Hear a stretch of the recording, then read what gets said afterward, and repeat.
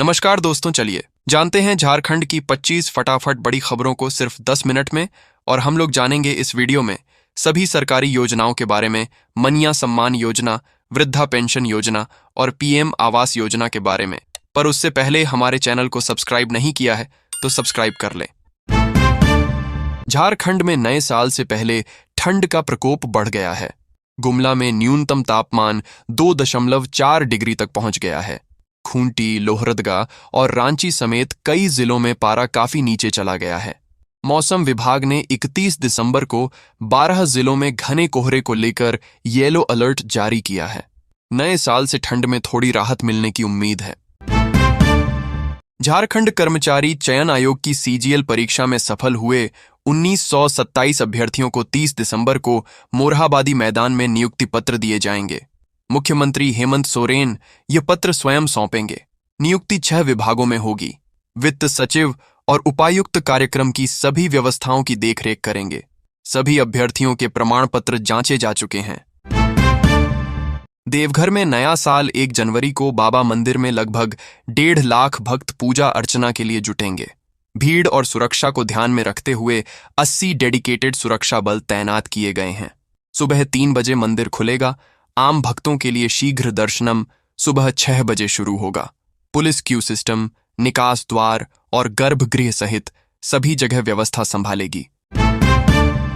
ओरमांझी थाना के मालखाने में रखे 200 किलो गांजा चूहे द्वारा खा जाने के मामले पर सियासत गरमा गई है। भाजपा अध्यक्ष बाबूलाल मरांडी ने इसे हास्यास्पद बताते हुए पुलिस पर सवाल उठाए। वहीं कांग्रेस ने पलटवार कर तंज कसते हुए कहा कि चूहे का नाम पता भी बताया जाए। मामला 2022 में गांजा जब्ती से जुड़ा है। गिरिडीह में नए साल को लेकर सुरक्षा कड़ी कर दी गई है। एसपी डॉक्टर बिमल कुमार खुद रात में सड़क पर उतरे। होटलों, ढाबों और वाहनों की जांच हुई। पुराने अपराधियों, जेल से छूटे लोगों और संदिग्धों पर नजर रखने के निर्देश दिए गए। रेलवे स्टेशन, बस स्टैंड सहित कई इलाकों में चेकिंग हुई। इस दौरान जरूरतमंदों और कर्मियों को कंबल भी बांटे गए। झारखंड में 2026 में कृषि क्षेत्र नई दिशा में बढ़ रहा है। 4000 करोड़ का बजट, सिंचाई विस्तार, पशुपालन और डिजिटल प्लेटफॉर्म से किसानों की आय 20 से 25% बढ़ने की उम्मीद है। धान, दाल और दूध उत्पादन में बढ़ोतरी हुई है। 36 लाख किसान डिजिटल योजनाओं से लाभान्वित हैं। लक्ष्य फसल उत्पादन, किसान आय और जोखिम प्रबंधन सुधारना है। धनबाद और भोपाल के बीच नई एक्सप्रेस ट्रेन जल्द शुरू होने वाली है। ट्रेन सप्ताह में 3 दिन चलेगी। भोपाल से सुबह रवाना होकर अगले दिन धनबाद पहुंचेगी और वापसी में धनबाद से रात में रवाना होगी।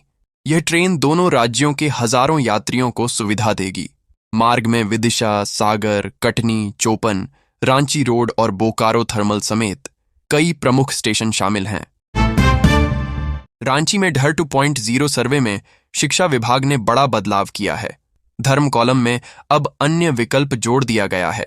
इससे जो आदिवासी बच्चे किसी प्रमुख धर्म में नहीं आते, वे सरना या आदिवासी धर्म लिख सकेंगे। पहले सीमित विकल्पों से सही पहचान दर्ज नहीं हो पा रही थी। इस बदलाव से बच्चों की सही गणना होगी और सरकारी योजनाओं का लाभ सही लोगों तक पहुंचेगा।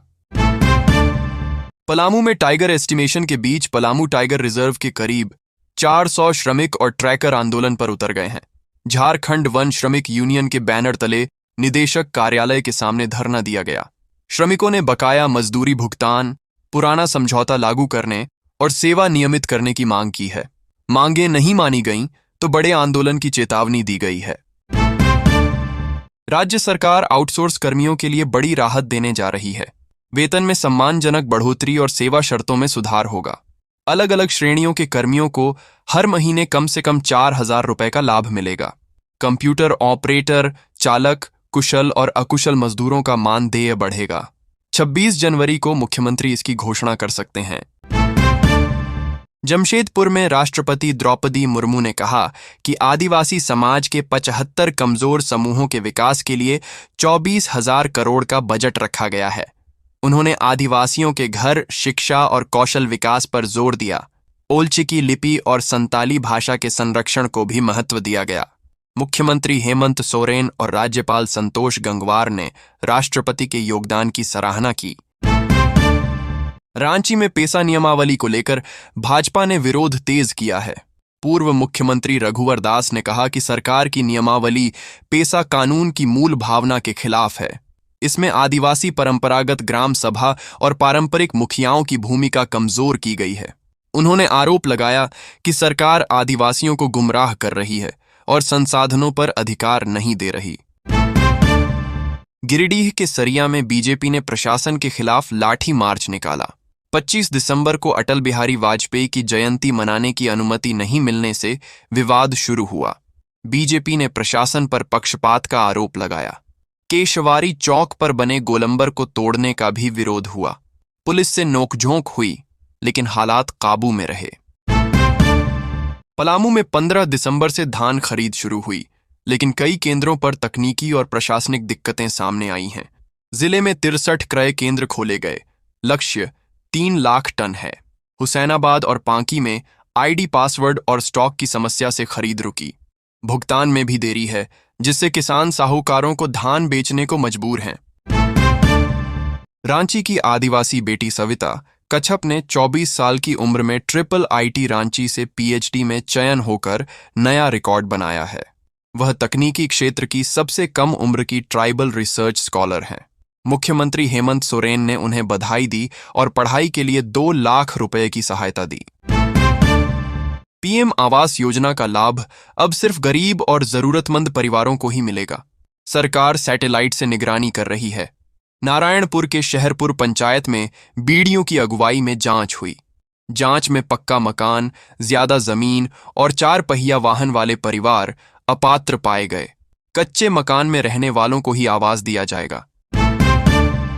उत्तर भारत में कड़ाके की ठंड और घने कोहरे के चलते नोएडा और पूरे गौतम बुद्ध नगर में सभी स्कूल बंद कर दिए गए हैं। जिला प्रशासन ने बच्चों की सुरक्षा को देखते हुए 29 दिसंबर से 1 जनवरी तक नर्सरी से कक्षा 12 तक अवकाश घोषित किया है। यह आदेश सभी सरकारी और निजी स्कूलों पर लागू होगा। स्कूल 2 जनवरी से फिर खुलेंगे। रांची के मोरहाबादी मैदान में जेएसएससी सीजीएल 2023 के तहत 1927 युवाओं को नियुक्ति पत्र मिले। मुख्यमंत्री हेमंत सोरेन ने नियुक्ति पत्र बांटे। उन्होंने कहा कि सरकार पारदर्शी तरीके से नौकरी दे रही है। अलग अलग विभागों में बहाली हुई है। इससे प्रशासन मजबूत होगा और युवाओं को आगे बढ़ने का मौका मिलेगा। हजारीबाग में अटल स्मृति सम्मेलन के बाद राज्यसभा सांसद दीपक प्रकाश ने पश्चिम बंगाल सरकार पर हमला बोला।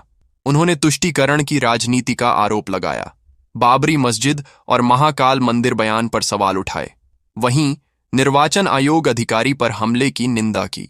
बांग्लादेशी घुसपैठ, वोट बैंक और देशद्रोह के आरोप लगाए। चुनाव नजदीक आने पर बयानबाजी तेज होने की बात कही। उन्होंने राजनीति गरमाई। रांची में ट्रिपल आईटी रांची का 3रा दीक्षा समारोह नामकुम परिसर में आयोजित हुआ। बीटेक, एमटेक और पीएचडी के कुल 370 विद्यार्थियों को डिग्रियां दी गईं। मेधावी छात्रों को स्वर्ण और रजत पदक से सम्मानित किया गया। केंद्रीय रक्षा राज्य मंत्री संजय सेठ ने युवाओं को राष्ट्र सेवा और जिम्मेदार इंजीनियर बनने के लिए प्रेरित किया। छात्रों ने नवाचार और तकनीक से देश को आगे बढ़ाने का संकल्प लिया